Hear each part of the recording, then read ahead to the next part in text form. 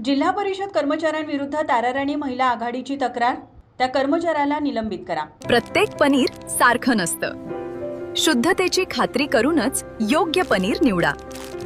गोकुळ मलाई पनीर हे शुद्ध दुधापासून तयार केलेले आहे, त्यामुळे त्यात नैसर्गिक दुधातील फॅट, प्रथिने आणि कॅल्शियम भरपूर प्रमाणात मिळते।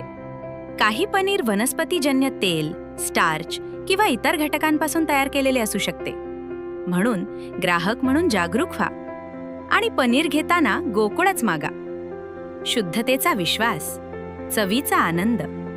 आजच घरी आणा गोकुळ मलाई पनीर।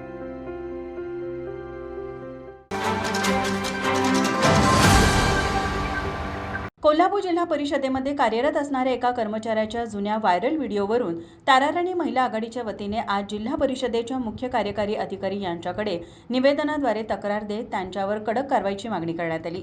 ताराराणी महिला आघाडीच्या संस्थापक अध्यक्षा श्रद्धा महागावकर यांनी निवेदनाद्वारे तक्रार देत संबंधित कर्मचाऱ्यावर गंभीर आरोप केलेत। जिल्हा परिषद ही अत्यंत प्रतिष्ठेची संस्था असून एका जबाबदार पदावर असलेल्या कर्मचाऱ्यांनी असे कृत्य करणे अत्यंत लाजिरवाणे आणि शासकीय सेवा नियमावलीच्या पूर्णपणे विरुद्ध आहे, असे श्रद्धा महागावकर यांनी म्हटले आहे। जिल्हा परिषद अध्यक्ष यांचे स्वीय सहाय्यक अजित मगदूम यांच्याविषयी गेल्या काही दिवसापासून सोशल मीडियाच्या माध्यमातून आमच्याकडे काही अश्लील व्हिडिओ आलेले होते।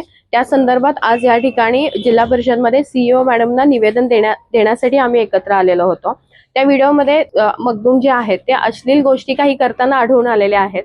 तर महिला सध्या जिल्हा परिषद अध्यक्ष ह्या महिला आहेत की अनेक योजना या महिलांसाठी आहेत।